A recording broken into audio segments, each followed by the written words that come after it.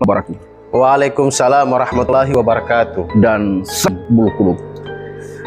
Kali ini di Lampu Mistis, langkah alam penuh misteri di malam Jumat. Di samping saya sudah kedatangan tamu Bang Har, yang mungkin sudah ketiga kalinya beliau konten dengan saya. Di konten yang pertama itu tentang bincang-bincang seputar pecinta alam, dan kemudian di konten yang kedua masih seputar bincang-bincang pecinta alam tapi berada di alam bebas atau dengan tema tadabbur alam. Kali ini di Lampu Mistis atau langkah alam penuh misteri di malam Jumat akan mendengarkan pengalaman mistis yang dialami oleh Bang Har ini. Dan perlu saya sampaikan bahwa Bang Har ini adalah ketua kelompok pecinta alam Panua Kecamatan Dulupi. Jadi pastikan sahabat alam menonton sampai habis dan kita mendengarkan kisahnya tentang pengalaman di Lampu Mistis. Baik, assalamualaikum warahmatullahi wabarakatuh. Waalaikumsalam warahmatullahi wabarakatuh. Alhamdulillah, ini kali ketiga saya bertemu dengan konten kreator Bang Imran, juga selaku owner Kanvas Alam Kecamatan Mananggu. Nah, kali ini ya, sebelumnya saya sudah bincang-bincang dengan Bang Imran terkait pengalaman camping saya di Desa Potanga, khususnya di pantai timur, di pesisir pantai area Pohon Bakau. Baik, langsung saja, berawal dari saya punya inisiatif camping di area pesisir pantai dengan beberapa orang siswa saya. Waktu itu berpas-pasan malam minggu tahun 2023. Kami waktu itu sudah bersepakat untuk camping di pantai timur di area pesisir Pohon Bakau dengan kesepakatan bahwa camping kali ini tentunya dengan tujuan untuk tadabbur alam, bagaimana kita atau kami, saya dan siswa saya ini bisa mengenali alam, tentunya tidak luput dari kebiasaan-kebiasaan saya waktu mendaki, dengan menjaga alam, kemudian tidak mengotori alam dan yang lainnya. Nah, langsung saja pada persiapan kami. Waktu itu habis maghrib, habis sholat maghrib, kami sudah bersiap-siap mempersiapkan alat camping, mulai dari tenda, kemudian kebetulan siswa juga saya sudah beri pesan untuk membawa mie instan, kemudian bekal berupa nasi, ikan sebagai makanan mereka di saat sampai di titik lokasi atau tempat camping. Ceritanya dari siswa yang memang tinggal di pantai timur tersebut dengan inisial T, dia mengatakan bahwa tidak asing lagi di telinga masyarakat bahwa mana di kawasan Pohon Bakau di area pesisir pantai ujung pantai timur itu ada penampakan-penampakan yang memang sudah biasa juga kita dengar ya. Kalau sebutan orang Gorontalo kalumba ya, atau mungkin hewan yang sosok gaib yang seperti hewan, dan itu memang sangat ditakuti di kawasan pantai timur. Mungkin Bang, kalumba itu bisa dijelaskan di sahabat alam ini, mungkin penampilannya seperti apa kalau kita yang berada di kota Gorontalo ini, khususnya bagian Sulawesi. Ya, kalau sepengetahuan saya, karena saya juga belum melihat langsung ini sosok gaib ini, hanya mendengar dari teman-teman yang mungkin sudah pernah lihat, atau mungkin sama siswa yang sempat beritahu ke saya tentang sosok gaib ini, itu seperti hewan yang kalau jalan itu kepalanya terbalik. Memang sangat menyeramkan, dan hewan ini di kecepatan jalan yang mungkin tidak dimiliki sosok goib lainnya, karena kalau ketemu dengan sosok goib ini atau semacam hewan ini, katanya sih kalau dikejar ya tidak bisa lari lurus, jadi harus lari zigzag, artinya lari silang. Kenapa begitu? Karena kalau kita lari lurus ya itu mungkin hewan ini lebih cepat untuk mengejar kita dan bahkan akan menjadi korban. Makanya dengan cara lari silang ini akan buat hewan ini pusing ya. Ini memang saya tidak mengalami langsung, makanya dengan penasaran saya untuk beranikan diri camping di situ, tapi tentunya dengan bekal yang sudah siap dan persiapan mental yang memang ya siapkan jauh-jauh hari. Sahabat alam, kita lanjutkan cerita pengalaman mistis dari Bang hari ini.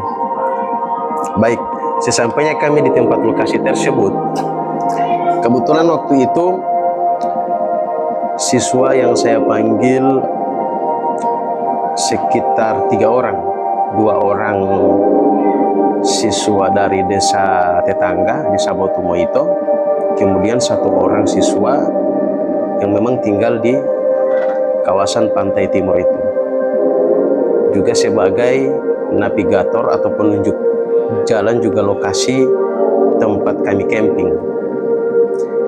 Nah, di situ kami, sampainya kami di tempat itu, memang tempat tersebut agak kotor karena jarang ditempati oleh warga, karena di situ itu hanya sebagai tempat perahu nelayan bersandar, ya. Perahu nelayan bersandar. Jadi kawasan perahu. Ya. Jadi kawasannya itu masih kotor. Nah, kami di situ membersihkan kawasan itu, kemudian mencari tempat untuk pembangunan tenda. Nah, kebetulan kami menemukan tempat yang memang tempat itu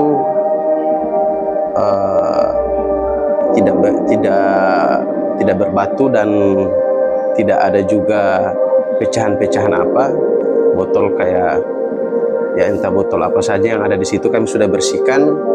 Terus kami patoklah tenda di situ, 2 tenda waktu itu kami bawa. Nah, dan di belakang tenda itu sangat dekat dengan pohon bakau, karena memang itu salah satu tempat yang strategis untuk kami bangun tenda dan tempat kami nongkrong juga. Lanjut cerita, setelah kami bangun tenda, beberapa siswa saya ini mempersiapkan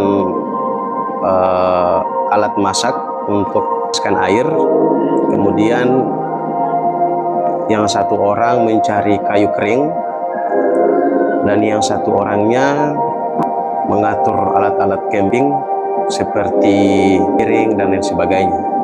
Dan alhamdulillah memang di tempat itu agak gelap, jadi karena masih jauh dari sekitar 500 meter dari rumah warga, jadi agak gelap. Jadi kami bakar kayu semacam api unggun di area tenda, tapi sebelum itu dengan kepercayaan saya, di area tenda itu saya sudah pagar dengan bacaan-bacaan zikir dan sholawat dengan niat agar makhluk atau sosok gaib yang coba untuk mengganggu itu tidak bisa masuk di area kami camping. Setelah itu, dengan air yang sudah mendidih, akhirnya kami masak mie. Kemudian siswa yang bawa bekal berupa nasi dan ikan, mereka juga sudah makan. Saya saat itu masih merenung dengan rasa khawatir kalau memang cerita warga setempat di sini benar-benar ada sosok gaib itu, maka langkah apa akan saya lakukan? Karena di sisi lain saya bersama siswa saya. Kalaupun saya mungkin bisa selamat dari itu, bagaimana dengan siswa saya? Tapi alhamdulillah saya sudah menguatkan mereka. Setelah kita makan, kita sholawat agar kita dihindarkan dari mara bahaya, baik itu bahaya dari orang kawasan pesisir itu ataupun dari mara bahaya sosok gaib yang mungkin ada di kawasan itu.